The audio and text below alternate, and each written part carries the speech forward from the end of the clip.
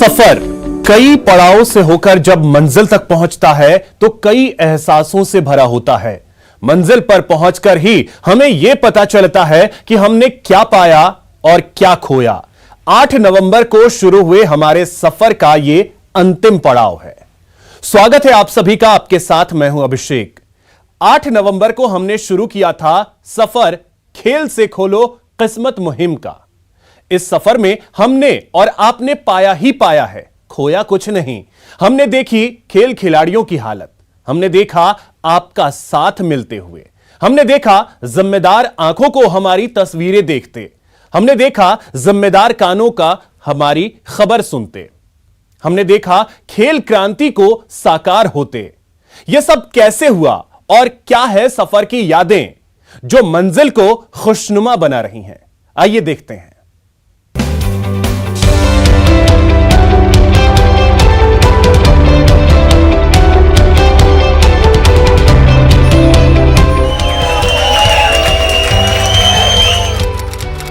मैं अकेला ही चला था जानिबे मंजिल, मगर लोग साथ आते गए और कारवां बनता गया। खिलाड़ियों के हौसलों को दी नई उड़ान। न्यूज 18 राजस्थान की कोशिश है कि 8 नवंबर 2021 प्रदेश में खेलों के लिए वो तारीख हो जिसने हालात बदल कर रख दिए। प्रदेश की प्रतिभाओं को मिली नई पहचान।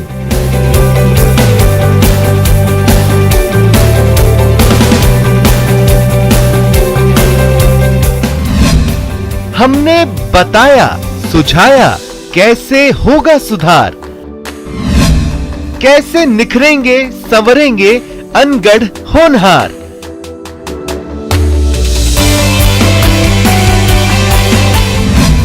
सरकार ने भी समझे हमारे सरोकार। आप जैसे पत्रकार साथी इस प्रकार की शानदार मुहिम, जनता का साथ, जनता के जो सक्षम लोग हैं उनका साथ, हम सब पूरा समाज मिलकर जब कोई एक फ्रेटर्निटी को उठाएंगे। मिला भरोसा, आड़े नहीं आएगी बाधाओं की दीवार। आगाज दमदार, शानदार अंजाम। न्यूज 18 की मुहिम को मिला मुकाम। मन में कई सवाल थे लेकिन अपनी सोच पर भरोसा था। कई शंकाएं थी लेकिन अपनी कोशिशों पर यकीन था। मुश्किलों की दीवार थी लेकिन उसे पार करने का जोश था। फिर क्या था? तमाम आशंकाओं को दरकिनार करते हुए हमने प्रदेश में खेल और खिलाड़ियों की प्रतिभाओं को नई उड़ान देने का हौसले के साथ 8 नवंबर 2021 को खेल से खोलो किस्मत मुहिम का शुभारंभ कर ही दिया। ईमानदार कोशिशों और रचनात्मक सोच को साथ मिला और मुहिम की शुरुआत के साक्षी बने राज्य के खेल मंत्री अशोक चांदना, ओलंपियन और विधायक कृष्णा पूनिया, पैरालंपियन देवेंद्र झाझड़िया, अवनी लेखरा, कृष्णा नागर और एशियन मेडलिस्ट राजू लाल चौधरी। मुहिम की शुरुआत के दौरान ही न्यूज 18 ने अपना विजन स्पष्ट कर दिया कि हम इस मुहिम के जरिए प्रदेश में खेलों के लिए एक सकारात्मक वातावरण बनाने की कोशिश में अपनी भूमिका निभाएंगे ताकि प्रदेश के खेलों और खिलाड़ियों को एक पहचान मिल सके।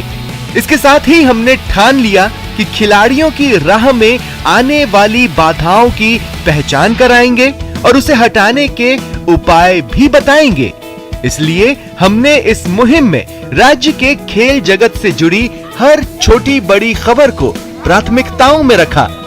इस दौरान खिलाड़ियों की उपलब्धियों की खबरें हो या फिर उनके चुनौती भरे संघर्ष और उनके दिलचस्प अंदाज भी हमारी खबरों की सुर्खियों में रहे। इतना ही नहीं, सरकार की खेल पॉलिसी पर भी हमने खुलकर बात की।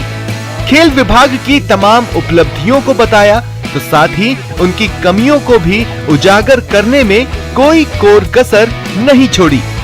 खिलाड़ियों के रोजगार देने और नौकरियों की सौगात की बात भी की तो खिलाड़ियों को मिलने वाली प्रोत्साहन राशि में बरसों के इंतजार की सच्चाई को भी बखूबी पेश किया।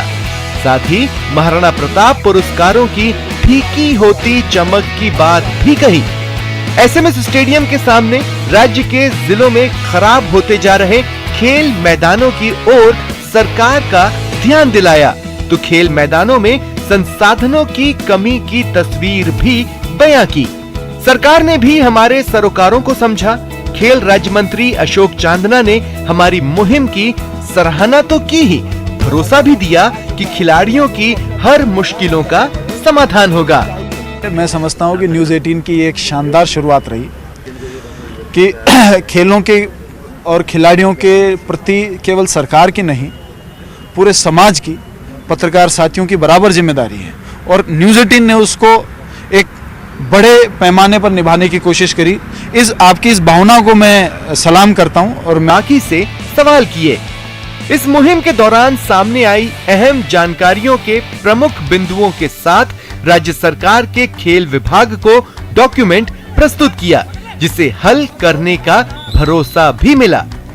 न्यूज़ 18 की इस मुहिम के लिए मैं न्यूज़ 18 को बहुत बहुत उनका आभार मानता हूं और उनको धन्यवाद देता हूं कि खेल के सब्जेक्ट को पहली बार किसी मीडिया ने इस लेवल पे उठाया है और इस फ्रंट पे सबको इकट्ठा किया है। ये पहल के लिए वो बहुत बहुत साधुवाद के पात्र हैं और मैं उनकी बहुत ही तहे दिल से उनका आभार व्यक्त करता हूँ।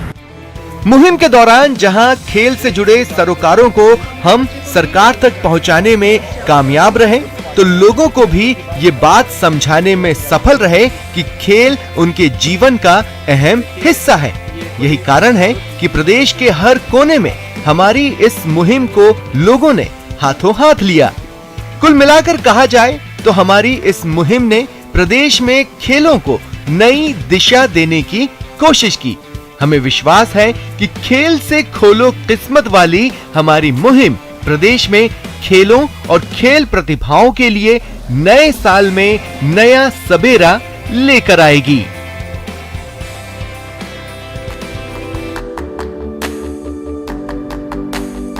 सफर में हाथ बढ़े, साथ मिला। हमें खुशी है ये बताते हुए कि जिम्मेदार और हमसफर हमारे साथ इस वक्त जुड़ रहे हैं। तो आइए चलते हैं उनके पास और देखते हैं वो क्या कह रहे हैं सफर की मंजिल को लेकर।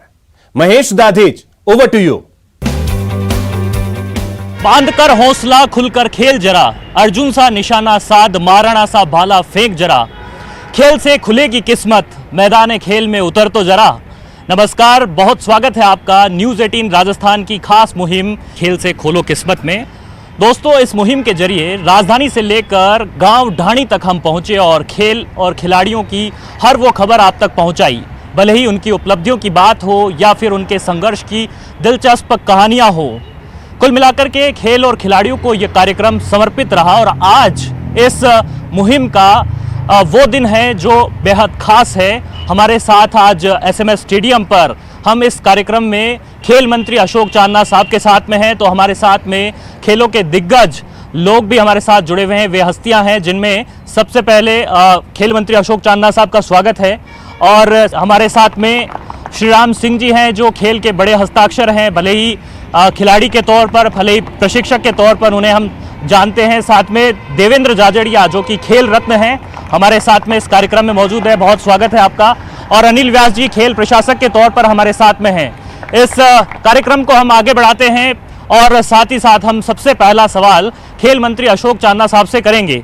खेलोगे, कूदोगे, बनोगे नवाब, ये तो कहा ही जाता रहा है, लेकिन अब उन्होंने इस चीज़ को एक अलग मुकाम दिया है। वो कहने लगे हैं कि खेलोगे, कूदोगे, बनोगे लाजवाब। क्यों चांदना साहब, क्या कहेंगे आप? निश्चित रूप से ये एक नई कहावत है और आप देखेंगे कि खेलों के माध्यम से बहुत हमारे राजस्थान के खिलाड़ी बड़ी बड़ी नौकरियों में गए, बड़े बड़े मेडल जीते, करोड़ों रुपए के उपहार जीते, प्राइज मनी अपनी मेहनत से। तो मुझे लगता है कि कोई ऐसी चीज़ अब बची नहीं है जो खेलों के माध्यम से हमारे प्रदेश के खिलाड़ी ना कर सकते हैं, तो निश्चित रूप से वो बनेंगे लाजवाब। खेलों में खिलाड़ी अब लाजवाब बन रहे हैं। सरकार किस तरह से गांव ढाणी के खिलाड़ी पर फोकस कर रही है? ये बात तो होती है कि राजधानी में रह कर के खिलाड़ियों पर फोकस करती रही सरकार, लेकिन अब आप गांव ढाणी तक पहुंच रहे हैं। क्या उस दिशा में कवायद है आपकी? देखिए, जितने स्टार एथलीट्स हैं, निश्चित रूप से जो बड़े शहर हैं उनमें सुविधाएं अच्छी होती हैं, लेकिन सारे एथलीट शहरों से निकलते हैं ऐसा नहीं है। ग्रामीण अंचल से एथलीट्स निकलते हैं, वो छोटे जिलों में प्रैक्टिस करते हैं, फिर वो बड़े कोचेज़ के नज़र में आते हैं, फिर बड़े कोचेज़ उनको बड़े जिलों में लेकर आते हैं, फिर वो हेडक्वार्टर पर आ जाते हैं, अच्छे कोचिंग, अच्छी ट्रेनिंग, अच्छे इक्विपमेंट्स के साथ में फिर उनका परफॉर्मेंस होता है, वो कॉम्पीट करते हैं और आगे जाके मेडल लाते हैं। तो ग्रामीण अंचल के युवाओं के लिए भी, चाहे वो बच्चे हों चाहे वो बच्चियां हों, सारे ऑप्शंस खुले हुए हैं। राजस्थान में इस बार पहली बार है, क्योंकि हर माता पिता का एक सोच होती थी कि हमारे बच्चे खेल तो रहे हैं लेकिन इनके भविष्य का क्या होगा, तो अनेकों बार इस कारण वो उनको विड्रॉ कर लेते थे। माता पिता अक्सर हमारे देश में बच्चों का भविष्य डिसाइड करते हैं और अभी तक भी काफ़ी डोमिनेट करते हैं, लेकिन अब हमने वो भविष्य की चिंता खत्म कर दी है। 2% में अमेंडमेंट कर दिया है, आउट ऑफ टर्न पॉलिसी के ऊपर सीरियसली काम हो रहा है। आप देखिए कि राजस्थान के खिलाड़ी को भविष्य की चिंता अब नहीं रही है। साथ ही साथ बहुत सारे उत्कृष्ट एथलीट होते थे जो छोटी छोटी चोटों के कारण और थोड़ी सी गाइडेंस के कारण ही उनका करियर खत्म हो जाता था। अभी प्रदेश के मुख्यमंत्री जी ने 15 करोड़ का रिहेबिलिटेशन सेंटर एस्टेब्लिश किया है जी। जो इसी महीने, जिसका उद्घाटन होने वाला है जनवरी के अंदर, दिसंबर जनवरी में हो जाएगा। और आने वाले समय में हमारे जो उत्कृष्ट खिलाड़ी हैं, किसी भी चोट के कारण कोई खिलाड़ी मैदान छोड़कर नहीं जाएगा। ये राजस्थान के लिए एक बहुत बड़ी उपलब्धि है। साथ ही साथ नर्सरी से 6ठी 7वीं क्लास के बच्चे जो हैं, वहीं से हम खिलाड़ी को आइडेंटिफाई करें, खेल स्कूल उसके लिए आप लाए? उसके लिए हम लोग स्पोर्ट्स स्कूल ला चुके हैं। जयपुर की चालू हो गई, एक बैच आ गया हमारे पास में, जोधपुर में भी प्रस्तावित है। दोनों की जब मैक्सिमम कैपेसिटी 5-6 सालों में पहुंचेगी तो मुझे लगता है कि तकरीबन 400 से 500 बच्चे तो जयपुर की स्कूल में रहेंगे और 200 से 250 बच्चे जोधपुर की स्कूल में रहेंगे।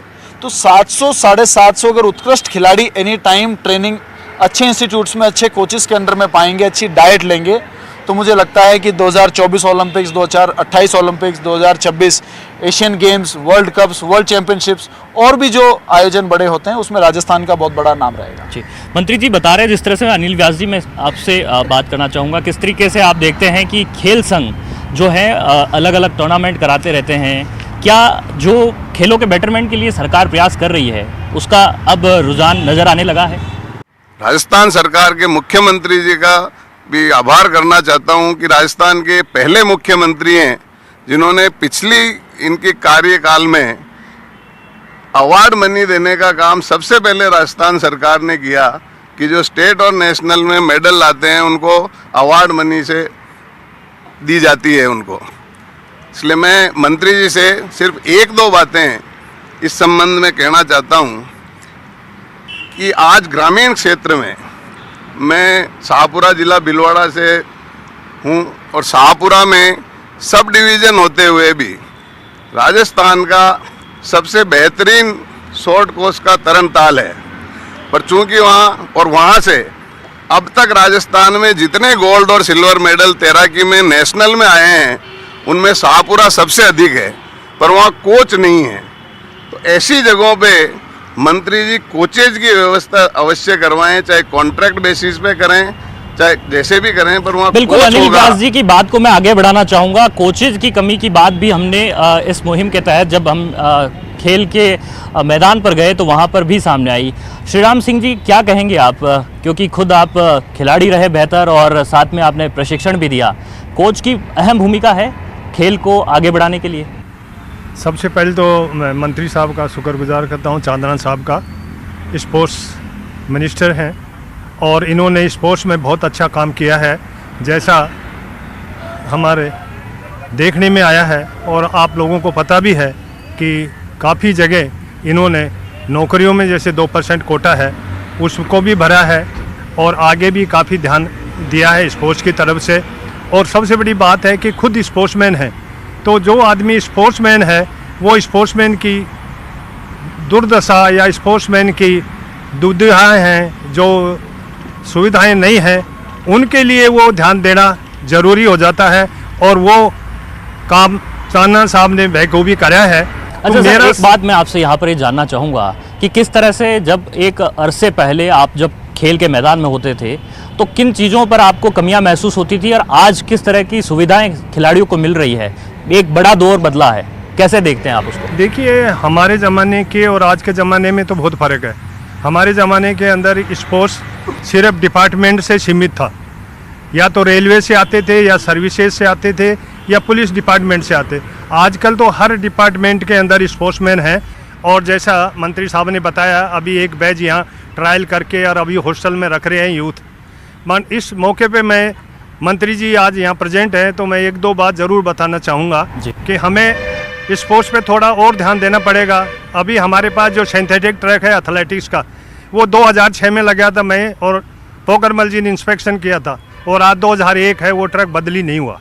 तो मेरा ये मानना है कि सुविधाएं देनी है।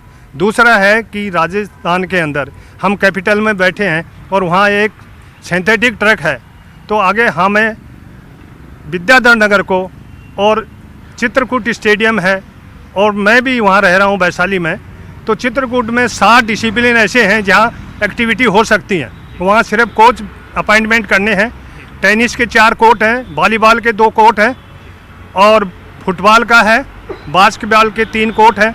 तो मैं ये कहना चाहूँगा मंत्री महोदय जी से कि अगर इन पे थोड़ा ध्यान दिया जाए और बच्चों को इतना ट्रेवल करके इधर नहीं आना पड़ेगा। बिल्कुल ठीक है, आपकी जो बात है बिल्कुल वाजिब है कि आपने कहा एसएमएस स्टेडियम के अलावा बाकी स्टेडियम पर भी सरकार को पूरी तरह से ध्यान देने की ज़रूरत है। देवेंद्र जाजड़िया जी, मैं आपसे सवाल करना चाहूँगा, किस तरीके से आप देखते हैं कि पैरा खिलाड़ियों में एक जो नया जोश, नया जज्बा देखने को मिला है, एक उत्साह बढ़ा है।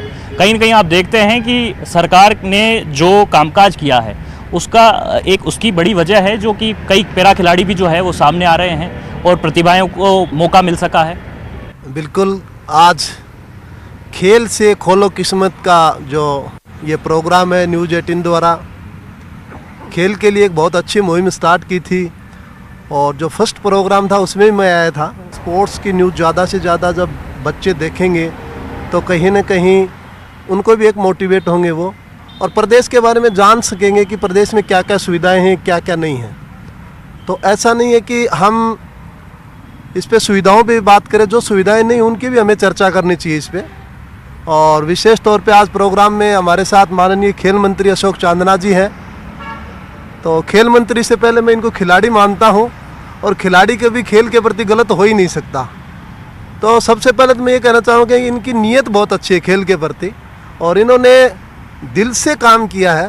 तो इसके लिए मैं तमाम खिलाड़ियों की तरफ से, प्रदेश के खिलाड़ियों की तरफ से मैं बहुत बहुत बधाई देना चाहता हूं आपको। श्री राम जी हमारे काफ़ी सीनियर ओलंपियन, इनके बारे में अखबारों में पढ़ते थे तो ऐसा महसूस होता था कि मैं भी श्री राम सिंह जी बनूंगा। तो बहुत अच्छा लगता है आज इनके साथ हूं। अनिल जी हैं हमारे साथ। एक्चुअली फैसिलिटियाँ बढ़ी हैं, इसमें कोई शक नहीं है। तो मैं खिलाड़ी हूँ, इसलिए पहले पॉजिटिव बात करूँगा कि क्या अच्छा हुआ। तो सबसे पहले प्रदेश में कोई 2-3 साल में जो सबसे अच्छा कार्य हुआ वो ये हुआ कि खिलाड़ियों को पहली दफ़ा जॉब मिली। आज तक स्पोर्ट्स कोटे में जॉब नहीं मिलती थी खिलाड़ियों को, आउट ऑफ टर्न नियुक्ति। उसमें इनका बहुत ही पर्सनली इंटरेस्ट रहा। आज हर खिलाड़ी ये कह सकता है कि मैं DYSP बन सकता हूँ, मैं वन विभाग में जा सकता हूँ। अलग अलग विभागों में मेरे ख्याल से शायद 400 के करीब पोस्टें दी हैं। एक प्रदेश में एक साल के अंदर 400 पोस्ट स्पोर्ट्स कोटे से देना अपने आप में बहुत बड़ी बात होती है। उसके बाद फिर आउट ऑफ टर्न के साथ साथ 2% की और भी आपको फैसिलिटी मिलती है। कोई भी विभाग जब वैकेंसी निकलती है तो उसमें आप 2% और भी जा सकते हैं। तो एक तो होगा कि आपको जॉब की प्रॉब्लम नहीं है, और खिलाड़ी को सबसे पहले जॉब की ज़रूरत होती है, क्योंकि स्पोर्ट्स एक ऐसा है, इसमें पता नहीं कब इंजरी हो जाए आपके और कब आप बाहर हो जाए, पता नहीं कब आपकी परफॉर्मेंस ना रहे। जैसे क्रिकेटर होता है तो 0 पे आउट हो जाता है, वैसे जेवलिन थ्रो रहे, एक टीयर हुआ गेम खत्म। देवेंद्र जी, लेकिन अब इंजरी की भी खिलाड़ियों को टेंशन नहीं होगी। सरकार रिहेबिलिटेशन सेंटर बना चुकी है। उसमें मैं बताऊंगा आपको, बिल्कुल मैं बताऊंगा, उसमें बात करूंगा जी। मेरे ख्याल से बहुत अच्छी शुरुआत है ये, और मैं इसको शुरुआत कहूँगा, कंप्लीट नहीं कहूँगा इसको मैं जी। आपको रिहेबिलिटी सेंटर बनाना है तो कम से कम आपका 50 करोड़ के बजट की आपको जरूरत पड़ेगी, मैं बता दूं आपको। रिहेबिलिटेशन सेंटर पर हम बातचीत को आगे बढ़ाएंगे और भी चर्चा करेंगे इस कार्यक्रम में खेल से जुड़ी हुई और खिलाड़ियों से जुड़ी हुई। कार्यक्रम में एक ब्रेक का वक्त है। ब्रेक के बाद एक बार फिर आपका बहुत स्वागत है खेल से खोलो किस्मत में। और इस कार्यक्रम में हम बात कर रहे हैं खेलों के विकास को लेकर के और प्रदेश में खेलों को बढ़ावा देने को लेकर के। हमारे साथ में खेल मंत्री अशोक चांदना साहब और पूरा गेस्ट पैनल मौजूद है। साथ ही साथ में हमारे साथ प्रदेश के होनहार खिलाड़ी और कोचेज भी यहाँ कार्यक्रम में शामिल हैं। सर, ब्रेक से पहले हम बात कर रहे थे यहाँ पर कि एसएमएस स्टेडियम में काफ़ी सुविधाएँ दी गई है और सुविधाओं की कोई कमी अब एसएमएस स्टेडियम में तो कमोबेश नहीं रही है, लेकिन जयपुर के बाकी स्टेडियम की बात करते हैं या फिर प्रदेश के और दूर दराज जिलों के स्टेडियम्स की बात करते हैं, किस तरीके से अब प्रायोरिटी उस पर बहुत ज़्यादा हो जाती है? निश्चित रूप से कैपिटल होने की वजह से जयपुर में सुविधाएं ज़्यादा हैं। बाकी आप ज़िलों में देखेंगे तो जो जोनल हेडक्वार्टर ज़िले हैं उनमें बाकी ज़िलों से ज़्यादा हैं, लेकिन जयपुर से कम हैं। बड़े ज़िले हैं उनमें जोनल हेडक्वार्टर के बाद में उनमें छोटे ज़िलों से ज़्यादा है, फिर छोटे ज़िले आ जाते हैं। तो कहीं ना कहीं छोटे ज़िले, बड़े ज़िले, जोनल हेडक्वार्टर और प्रदेश की कैपिटल होने का निश्चित रूप से एक फ़र्क होता है। लेकिन भविष्य में, क्योंकि जैसा कि अभी जाजेड़िया जी ने कहा कि ये शुरुआत है, चाहे रिहेबिलिटेशन सेंटर की हो, चाहे स्पोर्ट्स के अंदर बदलाव की हो, जितने भी काम हम कर रहे हैं अभी, हमने 3 सालों में किए, अगले 2 सालों में करेंगे। मुझे लगता है कि इसी स्पीड से कम 15 साल काम होगा और इसी स्पीड से कम 15 साल तक लगातार बजट लगेगा, तब जाके हम खेलों में मिनिमम जस्टिफिकेशन दे पाएंगे। क्योंकि बैकलॉग खेलों का बहुत लंबा हो गया है। बहुत सारी सुविधाएं अभी कोच साहब ने एथलेटिक ट्रैक का बताया कि 16 साल पुरानी एथलेटिक ट्रैक है, बिल्कुल सही बात है। ऐसी बहुत सारी कमियां हैं, जब हम घूमेंगे तो निकलेगी। अभी हमने कुछ चैप्टर पूरे किए हैं। स्टेडियम के एथलेटिक ट्रैक को भी बदल रहे हैं सर अब? वो ये एक बहुत छोटी सी बात है, ये किसी भी दिन बदल सकती है, लेकिन इस प्रकार के और भी प्रदेश के अंदर बहुत सारी ऐसी फैसिलिटीज होंगी जहां पर नई टेक्नोलॉजी लाने की जरूरत है। तो मैं ये समझता हूं कि ये केवल एक शुरुआत है। बजट की कमी हो, अशोक गहलोत जी के मुख्यमंत्री रहते हुए मैं इस प्रदेश के खिलाड़ियों को, खेल प्रेमियों को, कोचेस को, एक्स खिलाड़ियों को, भविष्य के खिलाड़ियों को, सबको विश्वास दिलाना चाहता हूं, फेडरेशन के साथियों को विश्वास दिलाना चाहता हूं कि अशोक गहलोत जी के मुख्यमंत्री रहते हुए खेलों के लिए कभी कोई कमी नहीं आएगी। निश्चित रूप से अब आप देखिए। लेकिन सर, एक बात मैं इसमें ये आपसे जानना चाहता हूं कि खेल को लेकर के बजट काफ़ी कम रहता है, वो भले ही कोई सी भी गवर्नमेंट रही हो, मैं यहाँ पे किसी पार्टी की बात नहीं कर रहा हूँ, लेकिन क्या कारण है कि खेलों को हम प्राथमिकताओं में नहीं रखते जब भी बजट तय किया जाता है? देखिए, पूर्व में तो निश्चित रूप से बजट बड़ा कम था, लेकिन इस साल मुख्यमंत्री जी ने बजट को 6 गुना बढ़ाया है, 6 गुना एक ही साल में। और मुझे विश्वास है कि जिस प्रकार से हमारे पैरा एथलीट्स इंटरनेशनल मेडल्स लेकर आए हैं, आज आप इनसे पूछिए, आज से पहले हमारे एथलीट्स हमारे देश की शान बढ़ाते थे, प्रदेश की शान बढ़ाते थे और उसके बाद में प्रोत्साहन राशि के लिए परेशान होते थे। लेकिन आज ये पहली बार पहल है कि हमारे साथियों को कोई परेशान नहीं होना पड़ रहा है। इनके आने से पहले हम स्वागत में खड़े रहते हैं कि कब हमारे सितारे आएँ, और जिन्होंने हमारे प्रदेश के इतने लोगों का दिल खुश किया है, उनका दिल हम कैसे खुश करें, उसमें हम लोग लगते हैं। तो ये आप बिल्कुल देख लीजिए कि 6 गुना बजट बढ़ गया है और इस साल के बजट में मुझे लगता है इससे भी 2 गुना 3 गुना हो जाएगा।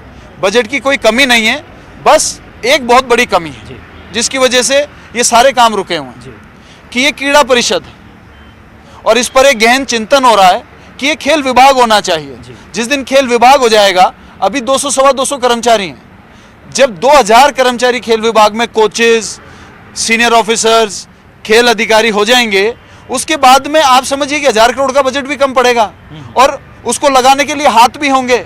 आज जितने हाथ हैं उतना काम है। जिस दिन ये हाथ, हम इसकी पूरी तैयारी कर रहे हैं, मैं आपको बता रहा हूँ, मैं सभी खेल प्रेमियों को बता देना चाहता हूँ कि सरकार इसके ऊपर बहुत सीरियस है। लेकिन ये क्योंकि माननीय मुख्यमंत्री जी का स्वयं मोटो डिसीजन है, उसको मैं केवल रिकमेंड कर सकता हूँ। फैसला तो वही करेंगे, मुझे विश्वास है कि वो करेंगे, लेकिन जिस दिन करेंगे वो करेंगे। हम इसको बहुत अच्छे से पुटअप करेंगे कि ये क्रीड़ा परिषद की जगह खेल विभाग बने, और ताकि भविष्य में अगर खेल विभाग का बजट हजारों करोड़ में भी जाए तो वो पैसा सही जगह लगे, इसका ऑफिशियल डिसीजन सही हाथों में हो। ऐसी व्यवस्था हम लोग बनाकर इस राजस्थान को देंगे इस 5 सालों में। मंत्री जी, बजट को लेकर के हम बात कर रहे थे। मैं श्रीराम साहब से जानना चाहूँगा सर, बजट को लेकर के एक बात ये सामने आती है कि खेल विभाग जो है वो अपना बजट अच्छा खासा तय भी करता है, लेकिन बावजूद इसके खिलाड़ियों को प्रोत्साहन राशि समय पर नहीं मिल पाती है। एक बड़ा बड़ा बैकलॉग चलता रहता है। इसको आप किस तरह से देखते हैं? प्रोत्साहन राशि और पुरस्कार तो समय पर मिल जाना चाहिए ताकि खिलाड़ी मोटिवेट हो सके, उसका मनोबल मजबूत हो सके। जैसा कि अभी मंत्री साहब ने कहा है कि पहले से काफ़ी इम्प्रूवमेंट है। पहले काफ़ी टाइम से वो सुविधाएं नहीं थी कि जो पैसे आते थे काफ़ी लेट बच्चों को मिलते थे। अभी इन्होंने आने के बाद में ये किया है, तो इसके साथ मैं ये कहूँगा कि आगे और हमारे जैसा कि मंत्री साहब ने कहा कि इसको डिपार्टमेंट बना दिया जाए, तो डिपार्टमेंट बन जाएगा तो बजट भी बढ़ेगा, आदमी भी बढ़ेंगे। और मैं इस टाइम ये बताना चाहूँगा कि राजस्थान से बहुत छोटा है हरियाणा स्टेट जी, और उसको ब्लॉक लेवल तक कोचिज हैं जी, और इसीलिए वो स्टेट अच्छा कर रहा है। और हम अगर उनसे पीछे हैं तो हमारी इतनी आबादी के बाद भी एक ही वजह मैं मानता हूँ कि कोचिज की कमी। तो कोचिज भी हम दें, और कोचिज जब ही देंगे जब बजट बढ़ेगा। बिल्कुल। और वो बजट ये मंत्री महोदय चांदना साहब ही ये काम कर सकते हैं। बाकी मुझे नहीं लगता कि कोई दूसरा आदमी कर सकता। जो खेल प्रेमी है, खेल से ताल्लुक़ रखते हैं, उसको पता है कि खिलाड़ी को कितनी डाइट चाहिए, खिलाड़ी कितनी मेहनत करता है और उसको क्या सुविधाएं चाहिए। अच्छा सर, डाइट की बात भी आपने की है। डाइट को लेकर के एक खिलाड़ियों की तरफ से मिलता है कि जो है उसमें डाइट को जो है वो ठीक किया जाना चाहिए। किस तरीके से आप देखते हैं कि डाइट को लेकर के जो खिलाड़ी की? देखिए, डाइट का ऐसा है कि हमारे यहाँ की डाइटिशियन भी रखे गए हैं जी। डाइटिशियन बताते हैं डाइट लें, और रेगुलर बच्चों को डाइट रखनी चाहिए। जैसे कई दफ़े देखता हूँ कि बच्चे जब स्पोर्ट्स करते हैं तब तो डाइट लेते हैं और स्पोर्ट्स छोड़ देते हैं या थोड़ा कम करते हैं, ऑफ सीजन पीरियड में कम लेते हैं, तो उसको रेगुलर डाइट रखनी चाहिए। और नॉर्मली जो भी सीजन फ्रूट है उसको 1 या 2 गिलास जूस लेना चाहिए, दूध लेना चाहिए है। इसके साथ ही साथ कि मैंने सब्जी, हरी सब्जियां वगैरह खानी चाहिए।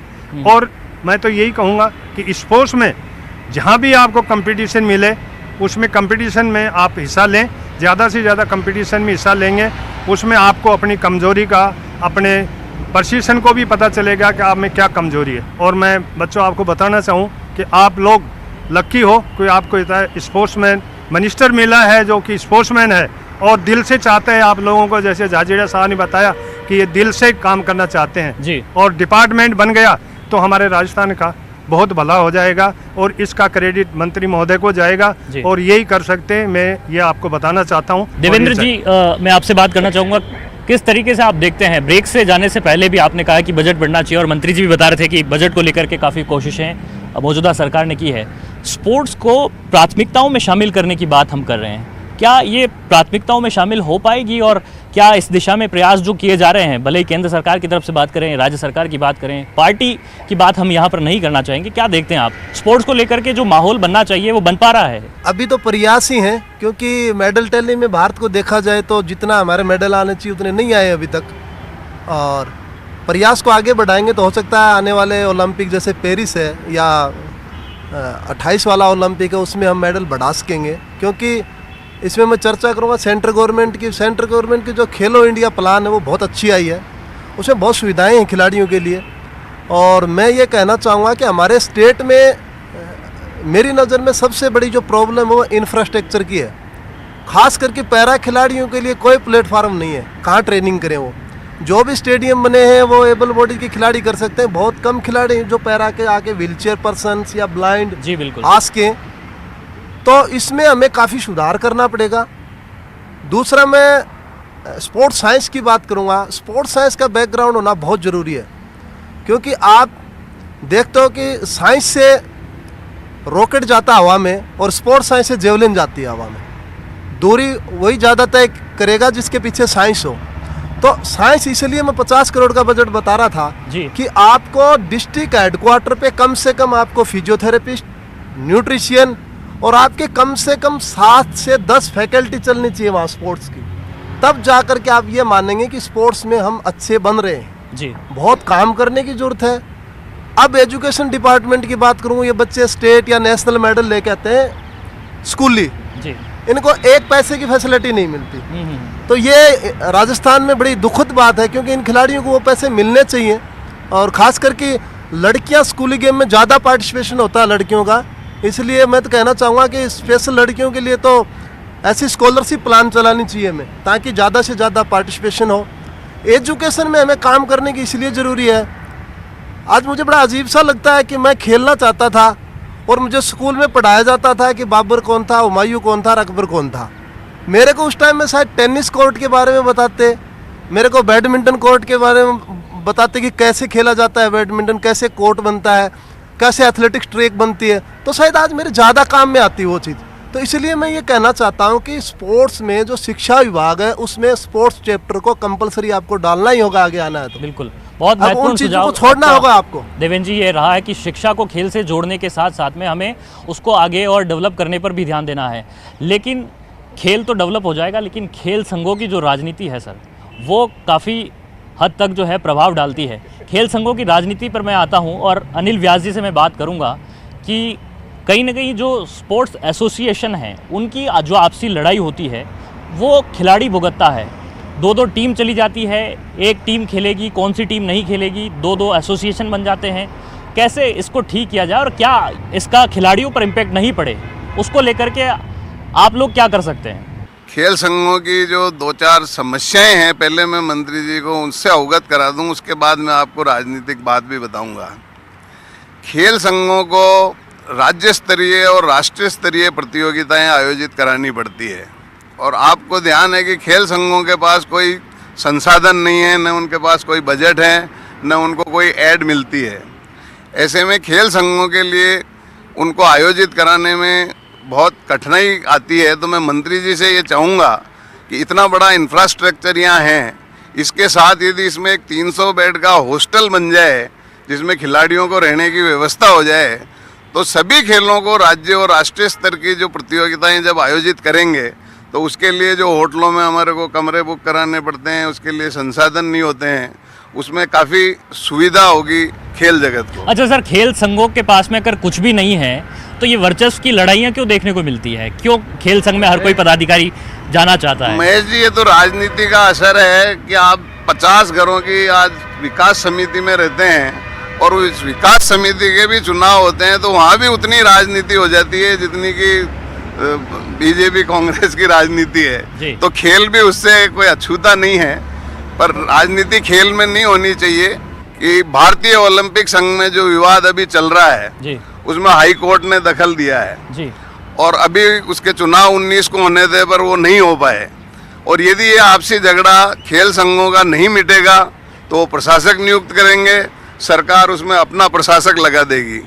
इसलिए खेल संघों को भी मिल बैठ के ही आपस में बात करनी पड़ेगी। दूसरी, मंत्री महोदय हमारे बीच में हैं, मैं एक दो छोटी मोटी खेल संघों की समस्याएं और मंत्री जी को बताना चाहता हूं।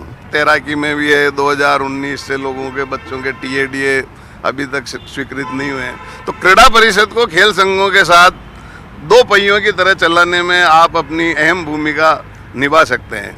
तीसरा, मैं एक मुद्दा जरूर आपके सामने उठाना चाहता हूं, क्योंकि राजस्थान तैराकी संघ का मैं अध्यक्ष हूं और तैराकी एक ऐसा इवेंट है जो साउथ में 12 महीने बच्चा प्रैक्टिस करता है, उसके साथ राजस्थान का बच्चा 6 महीने प्रैक्टिस करके किस तरह कम्पीट करेगा।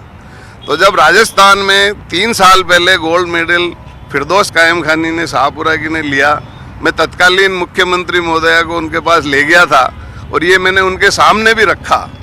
तो उन्होंने कहा ऐसा क्यों है? मैंने कहा मैडम ऐसा इसलिए है कि राजस्थान में सिर्फ एकमात्र ऑल वेदर तरणताल है, वो भी मरणासन है। उन्होंने अपने निजी सचिव से कहा इसकी फाइल मंगाना। अगली बार उस बच्ची के फिर मेडल आया, मैं फिर उनको ले गया और मैंने कहा मैडम बच्ची का मेडल तो आ गया पर आपकी फाइल नहीं आई है। तो जो एकमात्र तरणताल है वो मरणासन है। मंत्री जी से ये निवेदन है कि जो नया तरणताल बन रहा है उसको आप ऑल वेदर कराएं तो राजस्थान के बच्चे भी 12 महीने प्रैक्टिस करके बराबरी का मुकाबला कर पाएंगे। बिल्कुल, खेलों की समस्याओं को दूर करने का प्रयास सरकार करेगी और साथ ही साथ में खेलों में जो विवाद है उस पर भी बातचीत अभी जारी रहेगी। फिलहाल एक ब्रेक का वक्त है, एक छोटे से ब्रेक के बाद मिल रहे हैं, बातचीत को आगे बढ़ाते हैं। खेल से खोलो किस्मत में एक बार फिर आपका बहुत स्वागत है और हम बात कर रहे हैं यहाँ पर खेलों में होने वाले विवादों को लेकर के, खेल संघों के विवादों की। लेकिन इंतज़ार है राज्य को कि खेल नीति कब बनेगी, ताकि ये खेलों के विवाद दूर हो सके और खिलाड़ियों पर इसका कोई असर नहीं पड़े।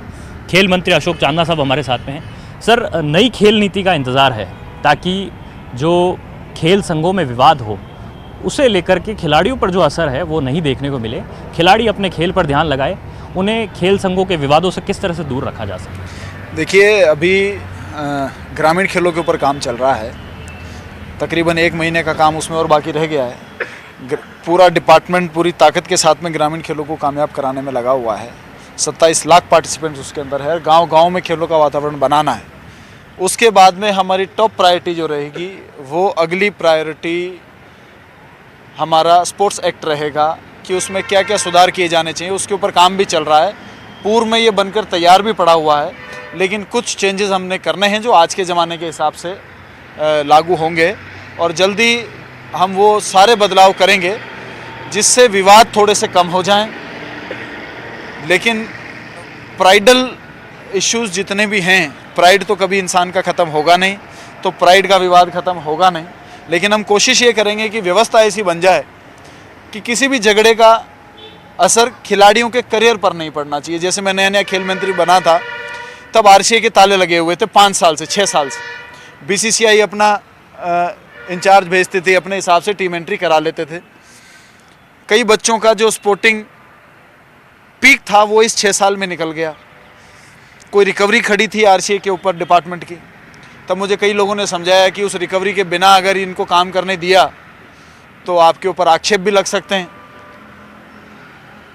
उसमें ज़ीरो कॉम्प्रोमाइज़, खिलाड़ियों का करियर कहीं पर भी दाव में नहीं होना चाहिए। खेल फेडरेशंस हैं, उनसे डिपार्टमेंट का या उनका आपस में यदि कोई विवाद है तो वो टेबल पर समाधान होना चाहिए। एक बात सर, उसके लिए किसी पर भी ताले नहीं लगने चाहिए। फेडरेशन और एसोसिएशन ने सहयोग की भी मांग की है जी। कहते हैं कि जब टूर्नामेंट करवाते हैं तो बड़ी समस्याओं का सामना इनको करना पड़ता है। क्या हो सकता है सर सरकार की तरफ से? सभी फेडरेशंस को एक साथ बुलाकर इनके मूल मुद्दों के ऊपर चर्चा करके और मैं उसका समाधान करूँ ताकि आगे इनको ये समस्या नहीं आए, इस प्रकार की समस्या।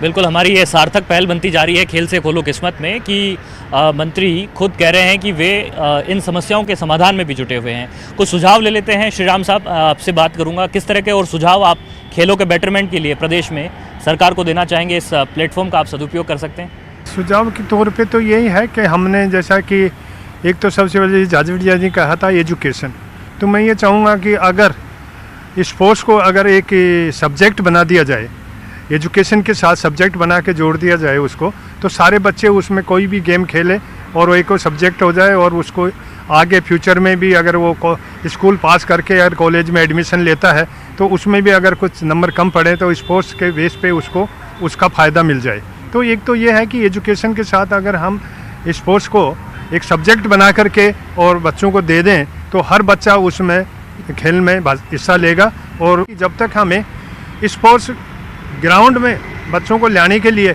जब तक, क्योंकि हमारे यहाँ मैं ऐसा मानता हूँ कि स्पोर्ट्स कल्चर नहीं है, स्पोर्ट्स कल्चर बनना बहुत ज़रूरी है। जब तक स्पोर्ट्स कल्चर बनेगा बच्चे ज़्यादा से ज़्यादा आएंगे, ज़्यादा से ज़्यादा पार्टिसिपेट करेंगे तो हमें ज़्यादा नंबर में से अच्छे बच्चे मिलने के चांसेज होते हैं। तो ये है कि जब तक हम ग्रास रूट पे नहीं जाएंगे और ग्रास रूट से आगे ला करके और बच्चों को, उनमें से जो टैलेंटेड बच्चे हैं उनको, जैसे अभी इन्होंने नई स्कीम चलाई उसमें यंगस्टर को लेकर हुए बच्चों को हॉस्टल्स खोल रहे हैं, जैसा मंत्री महोदय ने बताया कि जयपुर में भी है, अभी जोधपुर में भी खोल रहे हैं। तो इसी मुताबिक हर जगह करे जाए और जहाँ जो टैलेंट है, जैसे साइकिलिंग का बीकानेर में है तो उस पर ध्यान देना चाहिए। अगर थुरूज गंगानगर में अच्छे हैं तो वहाँ, तो ये भी स्पेशलाइजेशन भी होना चाहिए बच्चों का कि क्या से हमें कौन से बच्चे अच्छे मिल रहे हैं, वहाँ से वहाँ वैसी सुविधाएं उनको वहाँ मिल जाएं अपने घर के पास, तो वो ज़्यादा बेनिफिटेड रहेंगी बच्चों के लिए आगे आने वाले समय के लिए। देवेंद्र जी, आपसे जानना चाहूँगा, कई देशों में आप घूम करके आए हैं, कई राज्यों में आप गए हैं, किस तरीके से पाते हैं आपकी हमारे स्टेट में और क्या बेहतर किया जा सकता है? काफ़ी प्रयास हुए हैं, सबसे महत्वपूर्ण रोज़गार का मुद्दा वो सॉल्व हो गया है, अब और किन चीज़ों पर ध्यान दे सकते हैं हम? अभी प्रेजेंट में देखा जाए तो हमें कोचेज की भर्ती करना बहुत ज़रूरी है, क्योंकि आपके कम से कम डिस्ट्रिक्ट हेडक्वार्टर पे 10 कोच तो होने चाहिए अलग अलग इवेंटों के। मेरा ये मानना, डिस्ट्रिक्ट का बच्चा बाहर ट्रेनिंग करने जाना ही ना पड़े कोच की वजह से, और होस्ट के तहसील हेडक्वार्टर भी हमें अच्छी जो जहाँ माहौल है स्पोर्ट्स का, वहाँ 1-2 कोच को नियुक्त करना चाहिए। और इसमें कहीं ना कहीं मैं कहूँगा कि जो प्रेजेंट में हमारी एकेडमियाँ चल रही हैं तो उसमें डाइट सिस्टम है, उस पर बहुत ध्यान देने की ज़रूरत है, क्योंकि न्यूट्रिशन के अकॉर्डिंग डाइट ही नहीं मिल रही बच्चों को तो रिजल्ट पे बहुत इफेक्ट आता है। इससे आगे एक स्पोर्ट्स यूनिवर्सिटी, ये मेरे दिमाग में है, बहुत बड़ी चीज़ है ये स्पोर्ट्स यूनिवर्सिटी, बहुत ही बजट भी बहुत बड़ा रहेगा इसका। आज से 10 साल पहले एक झुंझुनू में खुली थी और वीसी ने मुझे भी उसका मेंबर बना रखा है। तो मैंने पूछा किसी से क्या है यूनिवर्सिटी, मेरे झुंझुनू मेरे पास ही एक डिस्ट्रिक्ट है अभी मेरे पास में है, तो वहाँ कुछ नहीं खुला, आज तक कुछ स्टार्ट नहीं हुआ, तो महज वो कागजों में बन के स्पोर्ट्स यूनिवर्सिटी रह गई। तो मेरा मानना ये थी हमें उसको अच्छी तरीके से चलाएं, क्योंकि वहीं से हमें स्पोर्ट्स यूनिवर्सिटी से ऐसे प्रोडक्ट मिलते हैं, जैसे आपको एक अच्छा फिजियो मिलेगा वहाँ पे, और भी बहुत से क्षेत्र में जा सकते हैं बच्चे। ऐसा नहीं सिर्फ ओलंपिक मेडल ही लें, खेल में ओलंपिक मेडल नहीं है, खेल में बहुत स्कोप है, आप अदर साइड में जा सकते हो। तो इसीलिए स्पोर्ट्स यूनिवर्सिटी का होना बहुत ज़रूरी है। जी, कागजों से मूर्त रूप ले स्पोर्ट्स यूनिवर्सिटी के बारे में मैं बता दूं, कागजों में अभी स्पोर्ट्स यूनिवर्सिटी बनी नहीं है जी। डिक्लेयर हुई थी 2013 में, फिर इस प्रपोजल को पूर्व सरकार ने रिजेक्ट कर दिया था, फिर ये प्रपोजल फिर से बना, अभी 3 साल पहले हमारी सरकार आई तब प्रपोजल बनने के बाद में इसके ऊपर आइडिया आया, क्योंकि मुझे ये कहने में कोई हिचक नहीं है कि हमारे डिपार्टमेंट के लोग और बाकी जो अधिकारी हैं, बहुत ज़्यादा लोग स्पोर्ट्स को सपोर्ट करने के मूड में होते नहीं, तो उसको केवल एक affiliation giving, degree giving university बना देने का पहले एक आइडिया चला था, लेकिन उसके ऊपर फाइनल डिसीजन ये हुआ कि डिग्री गिविंग का कोई अर्थ नहीं है, वो तो किसी भी यूनिवर्सिटी में डिग्री दे सकते हैं, ऑलरेडी एग्जिस्टिंग यूनिवर्सिटीज़ में डिग्री देनी चाहिए, हैंड होल्डिंग होना चाहिए। एक बच्चा, मैं तो कह रहा हूँ वहाँ उसके अंदर स्कूल भी होना चाहिए, स्कूल भी उसी में पढ़े, कॉलेज भी उसी में पढ़े, पीजी भी उसी में करे, खिलाड़ी भी वहीं बने, कोच भी वहीं बने, खिलाड़ी बनाना भी वहीं सीखे। तो कंप्लीट हैंड होल्डिंग के लिए एक बहुत बड़ा प्रोजेक्ट है ये, तकरीबन मुझे लगता है कि 600 करोड़ के आसपास का आइडिया है, और अब हमने मन बना लिया है कि हम इसको 600 करोड़ का ही बना के जाएंगे।